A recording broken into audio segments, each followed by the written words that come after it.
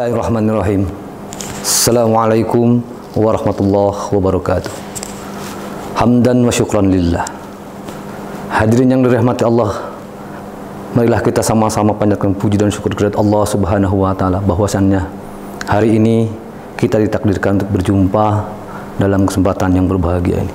Salawat dan salam moga tetap terlimpah dan curahkan kepada junjungan kita Nabi Muhammad sallallahu alaihi wasallam.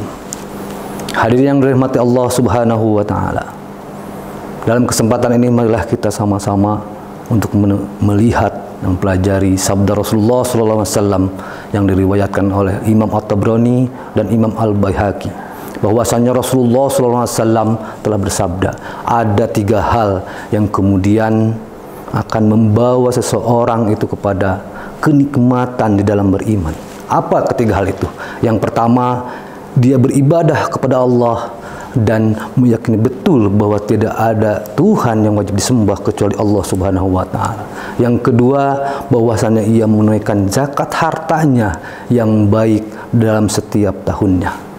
Lalu kemudian yang ketiga adalah tazkiyatun nufus atau menyucikan diri.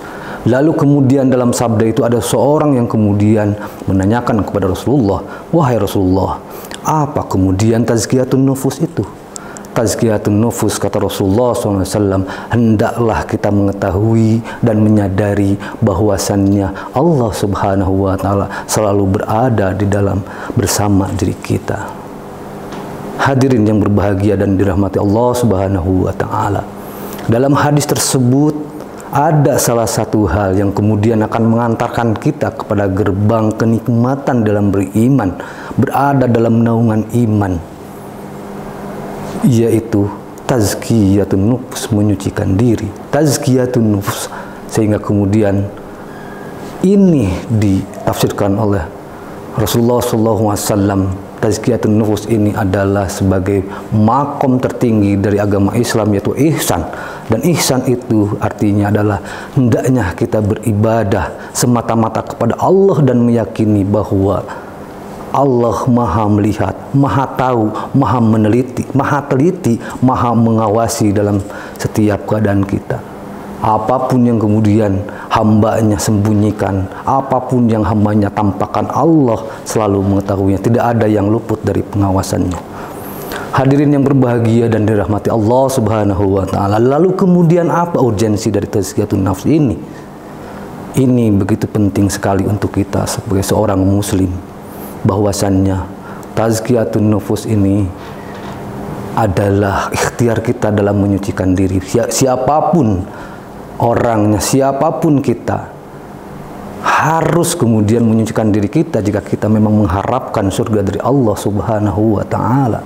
Sehingga kemudian Allah berfirman dalam Al-Qur'an surat Asy-Syura yang artinya, maka pada hari tidak berguna lagi harta dan anak laki-laki kecuali orang-orang yang mensucikan dirinya. Lalu kemudian dalam ayat lain Allah berfirman, qad aflaha man zakkaha wa qad khaba man dassaha. Sungguh berbahagia orang-orang yang mensucikan dirinya dan merugilah orang-orang yang mengotori dirinya. Dalam ayat yang lain kemudian Allah Subhanahu wa taala berfirman juga, qad aflaha man tazakka wa dzakara isma rabbih fasalla. Sungguh beruntung orang-orang yang mensucikan dirinya, lalu kemudian ia ingat kepada Rabbnya, kepada Tuhannya, lalu ia mengerjakan sholatnya. Hadirin yang berbahagia yang dirahmati Allah Subhanahu wa taala, begitu pentingnya untuk kita semua tazkiyatun nafs, menyucikan diri ini, agar kita semua kemudian bisa mendapatkan tempat yang layak, tempat yang baik oleh Allah Subhanahu wa taala, yaitu surga Jannatun Naim, surga Aden.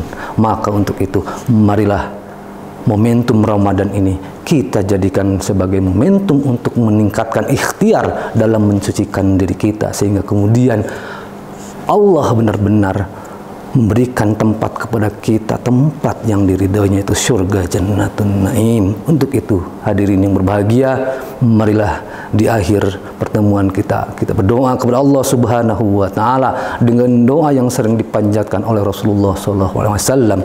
Ya Allah, anugerahilah kepada jiwaku ketakwaan, dan jadikanlah jiwaku ini menjadi jiwa yang suci, yang bersih. Engkau adalah wali dan penolongnya. Amin ya Allah ya rabbal alamin.